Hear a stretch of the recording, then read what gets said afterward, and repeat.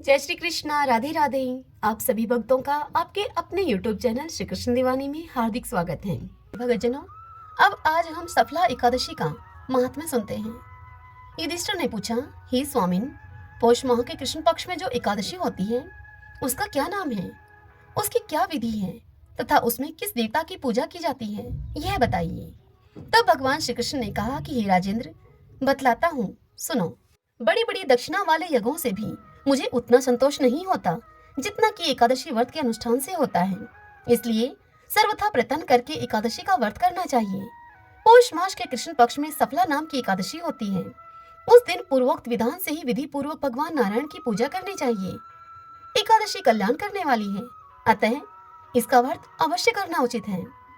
जैसे नागों में शेषनाग, पक्षियों में गरुड़, देवताओं में श्री विष्णु तथा मनुष्यों में ब्राह्मण श्रेष्ठ हैं, ठीक उसी प्रकार संपूर्ण व्रतों में एकादशी तिथि का व्रत श्रेष्ठ है। हे राजन, सफला एकादशी को नाम मंत्रों का उच्चारण करके फलों के द्वारा श्री हरि का पूजन करें।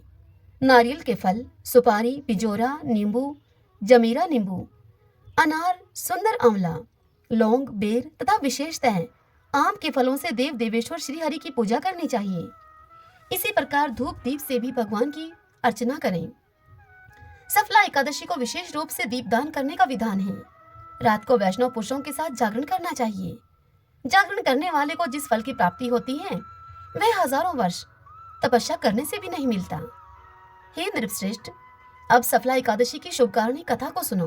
चंपावती नाम से विख्यात एक पुरी है जो कभी राजा महिष्मति की राजधानी थी। राज ऋषि महिष्मत के 5 पुत्र थे।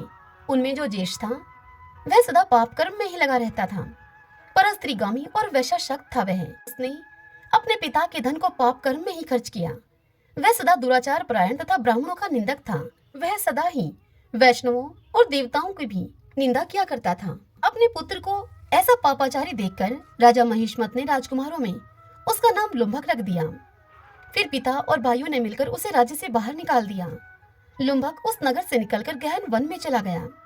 वहीं रहकर उस पापी ने प्राय समूचे नगर का धन लूट लिया। एक दिन जब वह चोरी करने के लिए नगर में आया तो रात में पहरा देने वाले सिपाहियों ने उसे पकड़ लिया। किंतु जब उसने अपने को राजा महिष्मत का पुत्र बतलाया तो सिपाहियों ने उसको छोड़ दिया। फिर वह पापी वन में वापस लौट आया और फिर प्रतिदिन मांस और वृक्षों के फल खाकर अपने जीवन का निर्वाह करने लगा। उस दुष्ट का विश्राम स्थान पीपल वृक्ष के निकट था। वहां पर बहुत ही वर्षों का पुराना पीपल का एक वृक्ष था। उस वन में वह वृक्ष एक महान देवता माना जाता था। वह पाप बुद्धि लुम्भक वहीं पर निवास करता था। बहुत दिनों के बाद एक दिन किसी संचित पुण्य के प्रभाव से उसके द्वारा एकादशी व्रत का पालन हो गया। पौष माह में कृष्ण पक्ष की दशमी के दिन पापिष्ट लुम्भक ने वृक्षों के फल खाए और वस्त्रहीन होने के कारण रात भर जाड़े का कष्ट भोगा। उस समय न तो उसे नींद आई और न ही उसे आराम ही मिला। वह निष्प्राण सा हो रहा था। सूर्य के उदय होने पर भी उस पापी को होश नहीं आया। सफला एकादशी के दिन भी लुम्भक बेहोश पड़ा रहा। दोपहर होने पर उसे चेतना प्राप्त हुई। फिर इधर उधर दृष्टि डालकर वह अपने आसन से उठा और लंगड़े की भांति पैरों से बारंबार लड़खड़ाता हुआ अब वन के भीतर गया। वह भूख से दुर्बल और पीड़ित हो रहा था। हे राजन, उस समय लुम्भक बहुत से फल लेकर जो ही विश्राम स्थान पर वापस लौटा त्यों ही सूर्यदेव अस्त हो गए। तब उसने वृक्ष की जड़ में बहुत से फल निवेदन करते हुए कहा कि इन फलों से लक्ष्मीपति भगवान विष्णु संतुष्ट हों। इस प्रकार यों कहकर लुम्भक ने रात भर नींद नहीं ली। इस प्रकार अनायास ही उसने इस व्रत का पालन कर लिया। उस समय सहसा एक आकाशवाणी हुई। आकाशवाणी ने कहा कि राजकुमार, तुम सफला एकादशी के प्रसाद से राज्य और पुत्र को प्राप्त करोगे। तब लुम्भक ने बहुत अच्छा कहकर वह वरदान स्वीकार किया। इसके बाद उसका दिव्य रूप हो गया। तब से उसकी उत्तम बुद्धि भगवान विष्णु के भजन में लग गई। दिव्य आभूषणों की शोभा से संपन्न होकर उसने अकंटक राज्य प्राप्त किया और 15 वर्षों तक वह उसका संचालन करता रहा। उस समय भगवान श्री कृष्ण की कृपा से उसके मनोज्ञ नामक पुत्र उत्पन्न हुआ। जब वह पुत्र बड़ा हुआ तब लुम्भक ने तुरंत ही राज्य की ममता को छोड़कर वह राज्य अपने उस पुत्र को सौंप दिया और स्वयं भगवान श्री कृष्ण के समीप चला गया, जहाँ जाकर मनुष्य कभी शोक में नहीं पड़ता। हे राजन, इस प्रकार जो सफला एकादशी का उत्तम व्रत करता है वह इस लोक में सुख भोग कर मरने के बाद मोक्ष को प्राप्त होता है। संसार में वे मनुष्य धन्य हैं जो सफला एकादशी के व्रत में लगे रहते हैं। हे महाराज युधिष्ठिर, इसकी महिमा को पढ़ने, सुनने तथा उसके अनुसार आचरण करने से मनुष्य राजसूय यज्ञ का फल पाता है। श्रीमन नारायण नारायण हरि हरि, भजमन नारायण नारायण हरि हरि। ओम नमो भगवते वासुदेवाय। राजा परीक्षित ने श्री शुकदेव जी से पूछा कि भगवान, मैं परम ज्ञानी राज ऋषि अम्बरीश का चरित्र सुनना चाहता हूँ। ब्राह्मणों ने क्रोधित होकर उन्हें ऐसा दंड क्यों दिया जो कि किसी भी प्रकार टाला नहीं जा सकता, परंतु ब्राह्मणों के द्वारा दिया हुआ वह दंड भी उनका कुछ बिगाड़ न सका, ऐसा क्यों? यह सुनकर श्री शुकदेव जी ने परीक्षित से कहा कि हे परीक्षित, अम्बरीश बड़े भाग्यवान थे। पृथ्वी के सातवां द्वीप, अचल संपत्ति और अतुलनीय ऐश्वर्य उनको प्राप्त था, जबकि ये सब साधारण मनुष्यों के लिए अत्यंत दुर्लभ वस्तुएं हैं। फिर भी वे इन्हें स्वपन तुल्य समझते थे, क्योंकि वे जानते थे कि जिस धन वैभव के लोभ में पड़कर मनुष्य घोर नरक में जाता है, वह केवल 4 दिन की चांदनी है। उसका दीपक तो बुझा बुझाया है। भगवान श्री कृष्ण में और उनके प्रेमी साधुओं में उनका परम प्रेम था। उस प्रेम के प्राप्त हो जाने पर तो यह सारा विश्व और इसकी समस्त संपत्तियां मिट्टी के ढेले के समान जान पड़ती हैं। उन्होंने अपने मन को श्री कृष्णचंद्र के चरणारविंद युगल में और अपनी वाणी को भगवत अनुवाद वर्णन में, हाथों को श्री हरि मंदिर के मार्जन और सेचन करने में और अपने कानों को भगवान अच्युत की मंगलमय कथा के श्रवण में लगा रखा था। उन्होंने अपने नेत्र मुकुंद मूर्ति एवं मंदिरों के दर्शन में, अंग संग भगवत भक्तों के शरीर स्पर्श में, अपनी नासिका को उन्होंने भगवान श्री कृष्ण के चरण कमलों पर चढ़ी हुई श्रीमती तुलसी के दिव्य गंध में और अपनी जीवा को भगवान के प्रति अर्पित नैवेद्य प्रसाद में संलग्न कर दिया था। अम्बरीश के पैर भगवान के क्षेत्र आदि की पैदल यात्रा करने में ही लगे रहते थे और वे सिर से भगवान श्री कृष्ण के चरण कमलों की वंदना किया करते।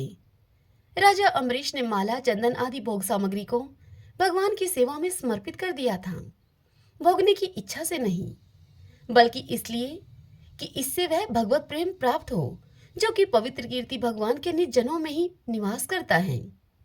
इस प्रकार उन्होंने अपने सारे कर्म यज्ञ पुरुष इंद्रियातीत भगवान के प्रति उन्हें सर्वात्मा एवं सर्व स्वरूप समझकर समर्पित कर दिए थे और भगवत भगत ब्राह्मणों की आज्ञा के अनुसार वे इस पृथ्वी का शासन करते थे।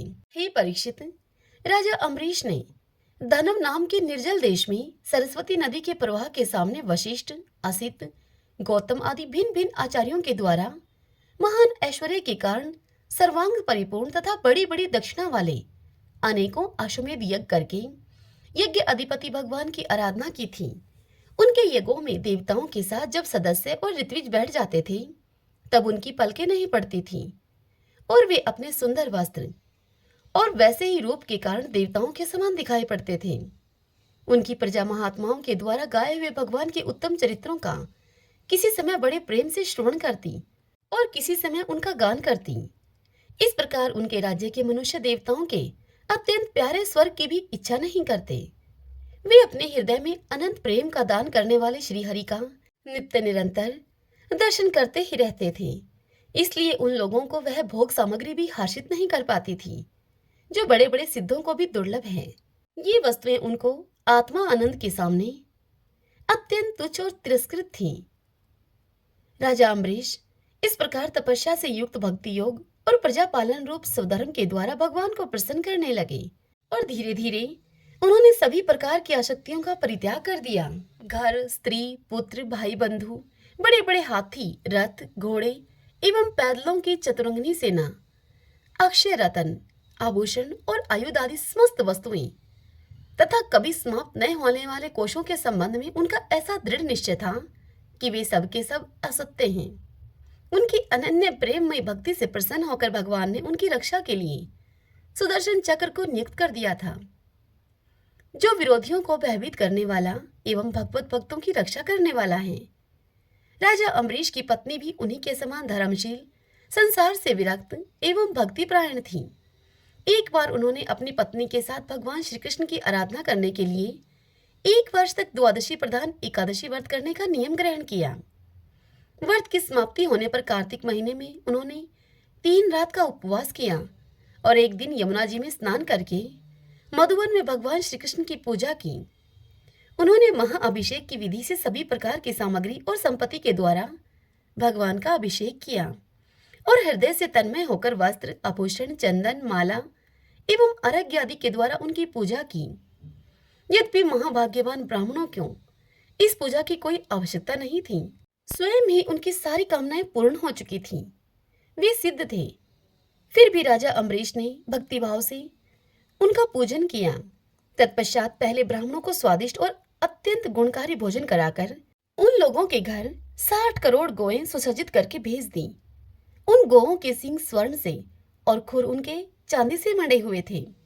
सुंदर सुंदर वस्त्र उन्हें ओढ़ा दिए गए थे। वे गौएं बड़ी ही सुशील, छोटी अवस्था की, देखने में सुंदर, बछड़े वाली और खूब दूध देने वाली थीं। उनके साथ दूहने की उपयुक्त सामग्री भी राजा ने भिजवा दी थी। जब ब्राह्मणों को सब कुछ मिल चुका, तब राजा ने उन लोगों से आज्ञा लेकर अपने व्रत का पारण करने की तैयारी की। उसी समय श्राप और वरदान देने में समर्थ स्वयं दुर्वासा जी वहां पर उनके अतिथि के रूप में पधारे। राजा अम्बरीश उन्हें देखते ही उठकर खड़े हो गए और आसन देकर उनको बिठाया और विविध सामग्रियों से अतिथि के रूप में आए हुए दुर्वासा जी की पूजा की। उनके चरणों में प्रणाम करके अम्बरीश ने भोजन के लिए उनसे प्रार्थना की। दुर्वासा जी ने अम्बरीश की प्रार्थना को स्वीकार कर लिया और इसके बाद आवश्यक कर्मों से निवृत्त होने के लिए अब दुर्वासा जी नदी के तट पर चले गए। दुर्वासा जी ब्रह्मा का ध्यान करते हुए यमुना के पवित्र जल में अब स्नान करने लगे। इधर द्वादशी केवल घड़ी भर की शेष रह गई थी। तब धर्मज्ञ अम्बरीश ने धर्म संकट में पड़कर ब्राह्मणों के साथ परामर्श किया। अम्बरीश ने कहा कि ब्राह्मण देवताओं, ब्राह्मण को बिना भोजन कराए स्वयं खा लेना और द्वादशी रहते हुए पारण न करना दोनों ही दोष हैं। इसलिए इस समय जैसा करने से मेरी भलाई हो और मुझे पाप न लगे, ऐसा काम करना चाहिए।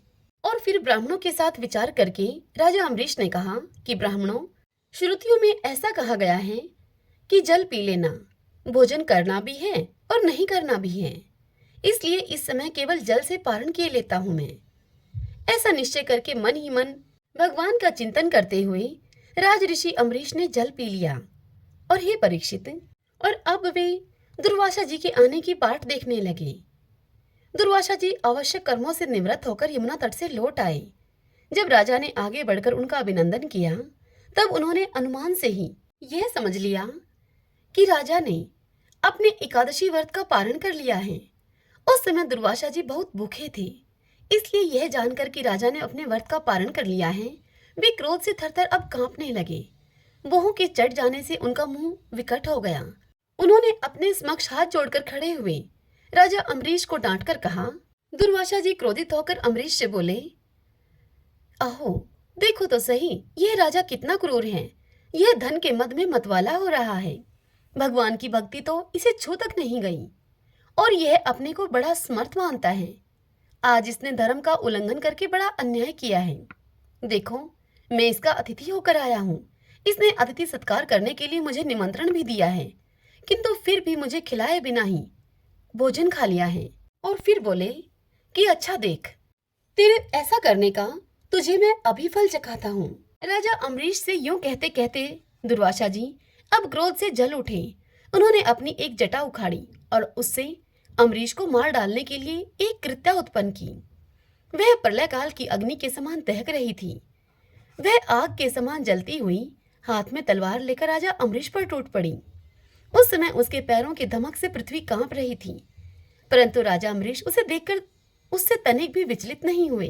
वे एक पग भी आगे या पीछे नहीं हटे, जो के त्यों वे खड़े रहे। परम पुरुष परमात्मा ने अपने सेवक की रक्षा के लिए पहले से ही सुदर्शन चक्र को नियुक्त कर रखा था। जैसे आग क्रोध से गुर्राते हुए सांप को भस्म कर देती है, वैसे ही चक्र ने दुर्वासा जी की कृत्या को जलाकर राख का ढेर बना दिया। जब दुर्वासा जी ने देखा कि मेरी बनाई हुई कृत्या तो जल रही है और भगवान का वह सुदर्शन चक्र मेरी ओर आ रहा है, तब वे भयभीत होकर अपने प्राण बचाने के लिए जी छोड़कर एकाएक भाग निकले। जैसे ऊंची नीची लपटों वाला दावानल सांप के पीछे दौड़ता है, ठीक वैसे ही भगवान का चक्र उनके पीछे पीछे दौड़ने लगा। जब दुर्वासा जी ने देखा कि चक्र तो मेरे पीछे लग गया है, तब दुर्वासा जी सुमेरु पर्वत की गुफा में प्रवेश करने के लिए सुमेरु पर्वत की दिशा की ओर दौड़े। दुर्वासा जी दिशा, आकाश, पृथ्वी, अतल वितल आदि नीचे के लोक, समुद्र, लोकपाल और उनके द्वारा सुरक्षित लोक एवं स्वर्ग तक में गए। परंतु जहां जहां वे गए वहीं वहीं उन्होंने असह्य तेज वाले सुदर्शन चक्र को अपने पीछे लगा देखा। जब उन्हें कहीं भी कोई रक्षक न मिला, अब तो वे और भी अधिक डर गए। अपने लिए त्राण ढूंढते हुए दुर्वासा जी अब देव शिरोमणि ब्रह्मा जी के पास गए और उनसे जाकर बोले, हे ब्रह्मा जी, आप स्वयंभू हैं, भगवान के इस तेजोमय चक्र से मेरी आप रक्षा कीजिए। तब ब्रह्मा जी ने दुर्वासा जी से कहा कि जब मेरी 2 प्रार्थ की आयु समाप्त होगी और काल स्वरूप भगवान अपनी यह सृष्टि लीला समेटने लगेंगे और इस जगत को जलाना चाहेंगे, उस समय उनके भूभ्रंग मात्र से यह सारा संसार और मेरा यह लोक भी लीन हो जाएगा। मैं, शंकर जी, दक्ष, भृगु आदि, प्रजापति, भूतेश्वर, देवेश्वर आदि सब जिनके बनाए हुए नियमों में बंधे हैं तथा जिनकी आज्ञा सिरोधार्य करके हम लोग संसार का हित करते हैं, उनके भक्त के द्रोही को बचाने के लिए हम समर्थ नहीं हैं। जब ब्रह्मा जी ने इस प्रकार कहकर दुर्वासा जी को निराश कर दिया, तब भगवान के चक्र से संतप्त होकर वे कैलाशवासी भगवान शंकर की शरण में गए। श्री महादेव जी ने दुर्वासा जी की सारी बात सुनकर उनसे कहा कि हे दुर्वासा जी, जिन अनंत परमेश्वर में ब्रह्मा जी जैसे जीव और उनके उपाधिभूत कोश इस ब्रह्मांड के समान ही अनेकों ब्रह्मांड समय पर पैदा होते हैं और समय आने पर फिर उनका पता भी नहीं चलता, जिनमें हमारे जैसे हजारों चक्कर काटते रहते हैं, उन प्रभु के संबंध में हम कुछ भी करने की सामर्थ्य नहीं रखते।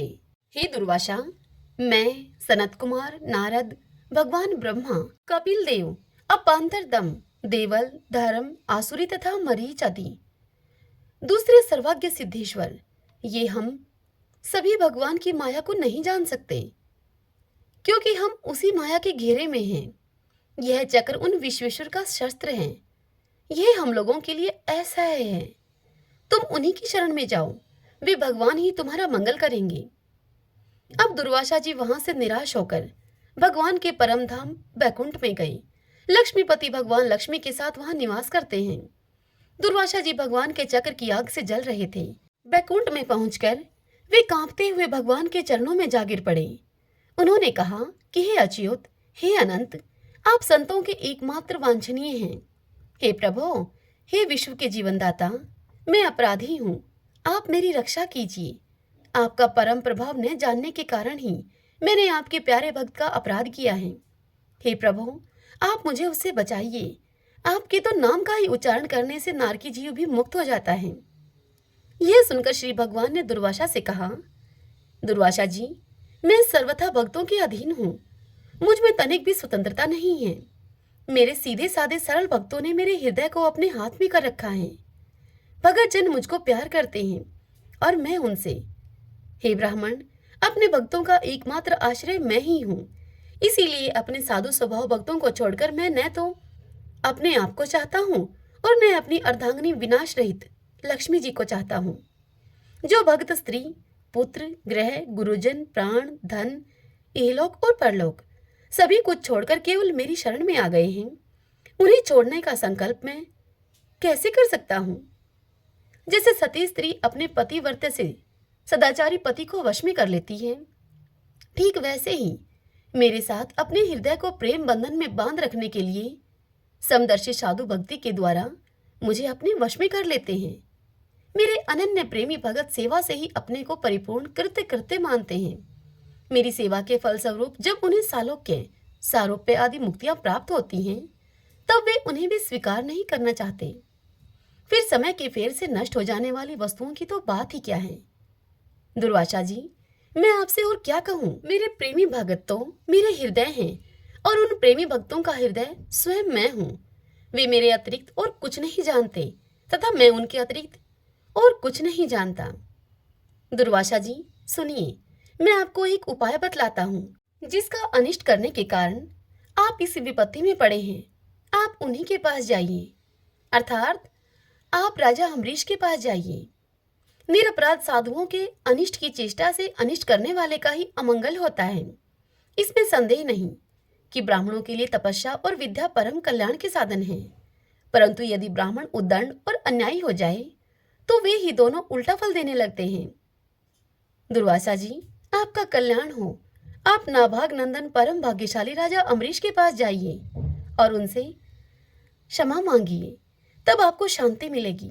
श्री शुकदेव जी कहते हैं कि हे परीक्षित, जब भगवान ने इस प्रकार दुर्वासा जी को आज्ञा दी, तब सुदर्शन चक्र की ज्वाला से जलते हुए दुर्वासा जी लौटकर राजा अम्बरीश के पास आए और उन्होंने अत्यंत दुखी होकर राजा के पैर पकड़ लिए।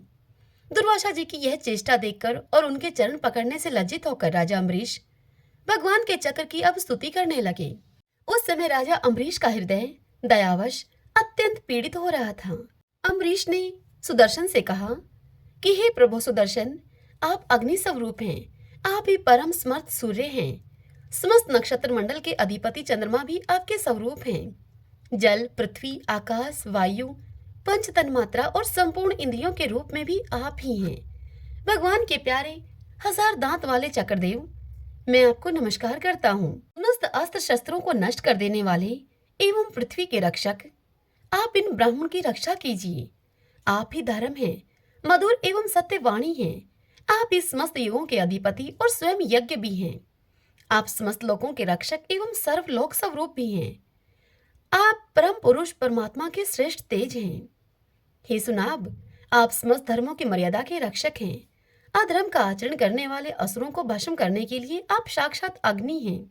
आप ही तीनों लोकों के रक्षक एवं विशुद्ध तेजोमय हैं। आपकी गति मन के वेग के समान है और आपके कर्म अद्भुत हैं।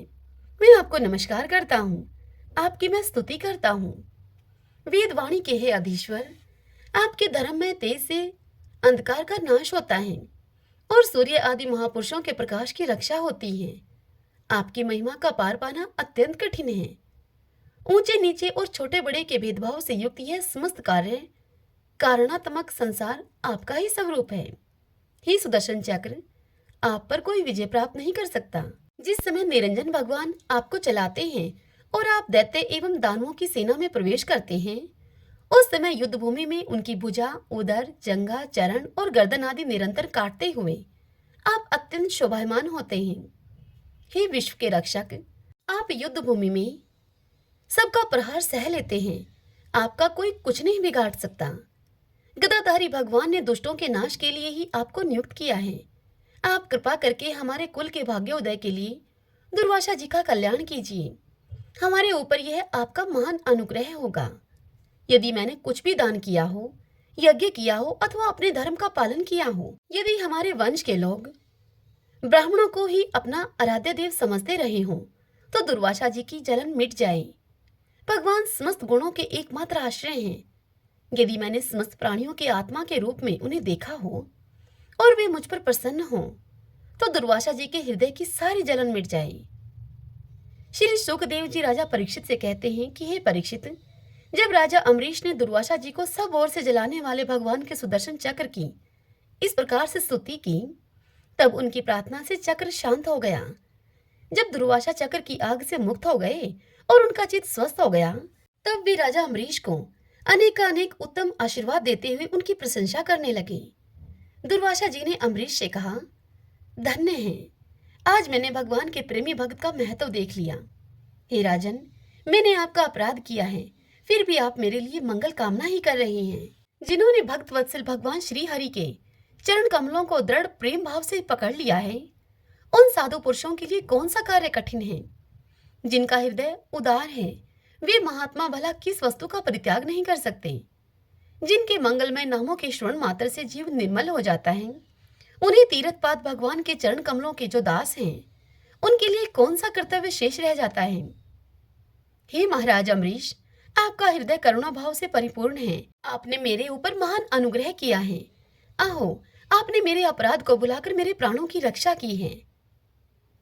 आगे शुकदेव जी परीक्षित से कहते हैं कि परीक्षित, जब से दुर्वासा जी भागे थे, तब से अब तक राजा अम्बरीश ने भोजन नहीं किया था। वे उनके लौटने की बाट देख रहे थे। तब उन्होंने दुर्वासा जी के चरण पकड़ लिए और उन्हें प्रसन्न करके विधि पूर्वक भोजन कराया। राजा अम्बरीश बड़े आदर से अतिथि के योग्य सब प्रकार की भोजन सामग्री ले आए। दुर्वासा जी भोजन करके अब तृप्त हो गई। अब उन्होंने आदर से कहा, हे राजन, अब आप भी भोजन कीजिए। अम्बरीश, आप भगवान के परम प्रेमी भगत हैं। आपके दर्शन, स्पर्श, बातचीत और मन को भगवान की ओर प्रवृत्त करने वाले इस आतिथ्य सत्कार से मैं अत्यंत प्रसन्न और अनुग्रहित हुआ हूँ। स्वर्ग की देवनाएं बार बार आपके इस उज्जवल चरित्र का गान करेंगी। यह पृथ्वी भी आपकी परम पुण्यमय कीर्ति का संकीर्तन करती रहेगी।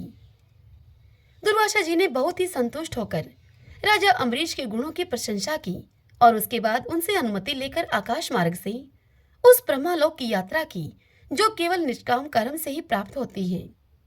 हे परीक्षित, जब सुदर्शन चक्र से भयभीत होकर दुर्वासा जी भागे थे, तब से लेकर उनके लौटने तक 1 वर्ष का समय बीत गया। इतने दिनों तक राजा अम्बरीश उनके दर्शन की आकांक्षा में केवल जल पीकर ही रहे। जब दुर्वासा जी चले गए, तब उनके भोजन से बचे हुए अत्यंत पवित्र अन्न का उन्होंने भोजन किया। अपने कारण दुर्वासा जी का दुख में पड़ना और फिर अपनी ही प्रार्थना से उनका छूटना, इन दोनों बातों को उन्होंने अपने द्वारा होने पर भी भगवान की ही महिमा समझा। राजा अम्बरीश में ऐसे ऐसे अनेकों गुण थे। अपने समस्त कर्मों के द्वारा वे पर ब्रह्मा परमात्मा श्री भगवान में भक्ति भाव की अभिवृद्धि करते रहते थे। उस भक्ति के प्रभाव से उन्होंने ब्रह्मालोक तक के समस्त भोगों को नरक के समान समझा। तदंतर राजा अम्बरीश ने अपने ही समान भक्त पुत्रों पर राज्य का भार छोड़ दिया और स्वयं वे वन में चले गए। वहां पर वे बड़ी धीरता के साथ आत्म स्वरूप भगवान में अपना मन लगाकर उनके गुणों के प्रवाह रूप संसार से मुक्त हो गए। हे परीक्षित, महाराज अम्बरीश का यह परम पवित्र आख्यान है। जो इसका संकीर्तन और स्मरण करता है, जो इसे सुनता है, वह भगवान का भक्त हो जाता है। श्रीमन नारायण नारायण हरि हरि, भजमन नारायण नारायण हरि हरि। सूत जी मुनियों से बोले कि हे विप्रवरों, अब आप एकादशी व्रत का महात्म्य सुनिए। एकादशी का व्रत मोक्ष प्रदाता है। एकादशी चाहे शुक्ल पक्ष की हो या फिर कृष्ण पक्ष की, उस दिन अन्न नहीं खाना चाहिए। जो एकादशी को अन्न खाता है, वह अपना जीवन नष्ट करता है। एकादशी व्रत के इच्छुक को चाहिए कि दसवीं और द्वादशी को भी एक ही समय भोजन करें। एकादशी व्रत का महात्म्य जानने की इच्छा एक बार राजा पृथु ने नारद जी से प्रकट की। तब नारद जी ने राजा पृथु को जो कुछ बताया, वही मैं तुम्हें बताता हूँ। नारद जी राजा पृथु से बोले कि हे राजन, गंगा के समान कोई तीर्थ नहीं, माता के समान कोई गुरु नहीं, विष्णु के समान कोई देव नहीं, और अन्न न खाने के समान कोई तपस्या नहीं, शांति के समान संसार में कोई सुख नहीं, सत्य के समान कोई ज्योति नहीं, और कार्तिक के समान मास नहीं है। ज्ञान से बड़ा कोई लाभ नहीं, और एकादशी के समान दूसरा अन्य कोई व्रत नहीं। व्रत करने वाले को चाहिए कि प्रातः काल उठकर भगवान का पूजन करें, पुराणों की कथा सुने और रात्रि में जागरण करें। अब आप इस संबंध में एक प्राचीन कथा है, वह कहता हूँ, उसे सुनिए। हे राजन, नर्मदा नदी के तट पर गालो मुनि का एक बड़ा ही शोभायुक्त और मनोरम आश्रम था। उनका पुत्र भद्रशील भगवान विष्णु का परम भक्त था। भद्रशील अपने मित्रों के साथ भगवान की मूर्ति बनाकर उनकी पूजा किया करता था। उसके मित्र भी भगवान की पूजा करते थे। तत्पश्चात वह उन्हें उपदेश देता था कि वे एकादशी का व्रत भी करें। अपने पुत्र के उस चरित्र को देखकर एक बार गालो मुनि ने उससे स्नेहपूर्वक पूछा कि हे पुत्र, तुम हर समय भगवान विष्णु की पूजा अर्चना में लगे रहते हो तथा दूसरों को भी इसके लिए तुम प्रेरित करते हो। यह उपदेश तुम्हें किसने दिया?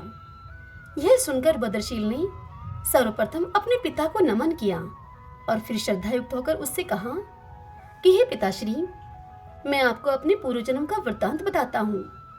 मैं पूर्व जन्म में चंद्रवंश में धर्म कीर्ति नामक एक राजा था। मैंने दत्तात्रेय जी से शिक्षा ली थी।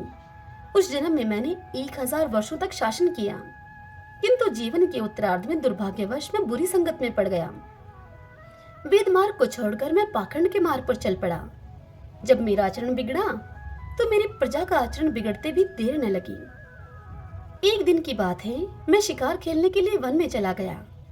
उस दिन मैं भूखा प्यासा ही रहा। घूमते घूमते मैं नर्मदा नदी के तट पर आ पहुंचा। संयोगवश उस दिन एकादशी की तिथि थी। वहां अनेक वैष्णव भक्त भगवान का कीर्तन कर रहे थे। मैं भूखा प्यासा वहीं पर पड़ा रहा और रात्रि भर उनका कीर्तन सुनता रहा, क्योंकि भूख के कारण मुझे नींद तो आ न रही थी। इधर प्रातः होने पर उनका कीर्तन समाप्त हुआ और उधर मेरे प्राण निकल गए। यमदूत मुझे लेकर अब चित्रगुप्त जी के पास जा पहुंचे। चित्रगुप्त ने कहा कि मैंने बहुत सारे पाप किए हैं, किंतु एकादशी के व्रत के बाद चूंकि मेरे प्राण निकले हैं, इस कारण से मैं सभी पापों से मुक्त हो गया हूँ। यह सुनते ही स्वयं यमराज ने मुझे प्रणाम किया और फिर अपने दूतों को बताया कि एकादशी का व्रत करते हुए जिसके भी प्राण निकले हों, वह मनुष्य स्वर्ग का अधिकारी होता है। जो कोई अनजाने में भी एकादशी का व्रत करता है, उसके सभी पाप नष्ट हो जाते हैं। इसके बाद हे पिताश्री, मुझे एक सुंदर विमान में बैठाकर स्वर्ग भेज दिया गया। उसके बाद हजारों वर्षों तक इंद्रलोक और विष्णुलोक में निवास करने के बाद अब मैंने आपके यहाँ जन्म लिया है। नारद जी इतनी कथा सुनाकर राजा पृथु से कहते हैं कि हे राजन, एकादशी व्रत की महिमा तो अपार है। जो भी श्रद्धा भक्ति से इस कथा को पढ़ता है अथवा सुनता है, उसके समस्त पाप नष्ट हो जाते हैं और सब सुख भोग कर वह अंत काल में वैकुंठ का अधिकारी होता है। प्राचीन काल में एक लड़की का जन्म राक्षस कुल में हुआ, जिसका नाम वृंदा था। दैत्यराज कालनेमी जैसे राक्षस परिवार में पैदा होने के बाद भी वृंदा भगवान विष्णु की पूजा किया करती थी। जब वृंदा बड़ी हुई तो उसकी शादी जालंधर नामक दैत्य से हो गई। जालंधर काफी शक्तिशाली राक्षस था, जिसका जन्म भगवान शिव के तेज के कारण समुद्र से हुआ था। बलवान होने के कारण जालंधर को दैत्यों का राजा बनाया गया। वृंदा से शादी करने के बाद जालंधर की शक्ति और पराक्रम बढ़ता ही गया। उसे किसी भी तरह से हराना मुश्किल था। जालंधर के बढ़ते अहंकार और आतंक से सभी देवता परेशान थे। जालंधर की बढ़ती हुई ताकत के पीछे उसकी पत्नी वृंदा की विष्णु भक्ति और सतीत्व था। होते होते जालंधर अपनी शक्ति और अहंकार में चूर होकर स्वर्ग की देवियों पर काबू पाने की कोशिश करने लगा। अब इसी दौरान एक बार उसने माता लक्ष्मी को पाने का प्रयास किया, परंतु समुद्र से जन्म लेने के कारण माता लक्ष्मी ने उसे अपना भाई बना लिया। फिर उसकी नजर माता पार्वती पर गई और उन्हें पाने के लिए जालंधर ने मायाजाल रचा। अपने मायाजाल से जालंधर ने शिव का रूप धारण किया और माता पार्वती के करीब जाने की कोशिश करने लगा। उसी वक्त माँ पार्वती ने उसे पहचान लिया और जब तक जालंधर कुछ समझ पाता, वो अदृश्य हो गई। जालंधर के इस दुर्व्यवहार से पार्वती जी को काफी गुस्सा आया और इस पूरी घटना के बारे में उन्होंने भगवान विष्णु को बताया। इधर जालंधर भगवान शिव से पार्वती जी को पाने के लिए कैलाश पर्वत पर युद्ध कर रहा था। तभी भगवान विष्णु ने जालंधर को सबक सिखाने की ठानी। सभी को पता था कि जालंधर अपनी पत्नी के पूजा पाठ और सतीत्व की वजह से ही अजय हुआ है। ऐसे में भगवान विष्णु ने जालंधर को हराने के लिए उसकी पत्नी का पतिव्रत धर्म भंग करने के लिए मायावी चाल चली। भगवान विष्णु एक साधु का रूप धारण करके वृंदा से वन में मिलने के लिए गए। उनके साथ दो मायावी राक्षस भी थे, जिन्हें देखते ही वृंदा डर गई। तभी भगवान विष्णु ने उन दोनों राक्षसों का वृंदा के सामने ही वध कर दिया। वृंदा यह देखकर समझ गई कि ये कोई आम व्यक्ति नहीं है। उसी पल वृंदा ने साधु से अपने पति के बारे में पूछा। साधु बने हुए भगवान विष्णु ने अपनी माया शक्ति से दो बंदर प्रकट किए। दोनों बंदरों के हाथ में जालंधर का सिर और धड़ था। यह देखते ही वृंदा बेहोश हो गई। कुछ समय के बाद होश में आने पर वो साधु से अपने पति को दोबारा जिंदा करने की प्रार्थना करने लगी। वृंदा की विनती सुनकर उसकी आंखों के सामने ही साधु ने अपनी माया से जालंधर के कटे हुए शरीर के हिस्सों को जोड़ दिया और स्वयं उस शरीर में समा गए। वृंदा को जरा सा भी अंदाजा नहीं था कि उसके साथ ऐसा छल किया गया है। जालंधर का रूप धारण किए हुए विष्णु जी को वृंदा अपना पति समझकर रहने लगी। वृंदा के ऐसा करने से उसका सतीत्व भंग हो गया, जिसके बाद जालंधर कैलाश पर्वत में युद्ध हार गया। जब वृंदा को यह सच पता चला तो उसने गुस्से में विष्णु भगवान को पत्थर बनने का श्राप दे दिया। इस घटना के बाद वृंदा स्वयं सती हो गई। जिस स्थान पर वह भस्म हुई वहां तुलसी का पौधा प्रकट हुआ। विष्णु भगवान वृंदा के पति भक्ति से प्रसन्न हुए और उन्होंने कहा कि हे वृंदा, तुम्हारी पति भक्ति देखने के बाद मुझे तुम प्रिय लगने लगी हो। अब सदैव तुम मेरे साथ तुलसी के रूप में रहोगी। तुम्हारे तुलसी रूप का जो भी व्यक्ति मेरे शालिग्राम के साथ विवाह कराएगा, उसे 1000 गुना यश और पुण्य प्राप्त होगा। जिस भी मनुष्य के घर में तुलसी का वास होगा, उस घर में कभी भी असमय यमदूत नहीं आएंगे। आगे भगवान ने कहा कि तुलसी के पौधे की पूजा करने वालों को गंगा और नर्मदा में स्नान करने के बराबर पुण्य प्राप्त होगा। संसार में चाहे कोई भी मनुष्य कितना भी दुष्ट क्यों न हो, कितने भी पाप क्यों न किए हों, मृत्यु के दौरान उसके मुख में तुलसी और गंगाजल अवश्य दिया जाएगा। इससे वह अपने पापों से मुक्त होकर वैकुंठ धाम को जाएगा। इसके अलावा जो व्यक्ति तुलसी और आंवले के पेड़ की छाया में पितरों का श्राद्ध करेगा, उसके पितरों को मोक्ष मिलेगा। अभी बोलिए गौ माता की जय।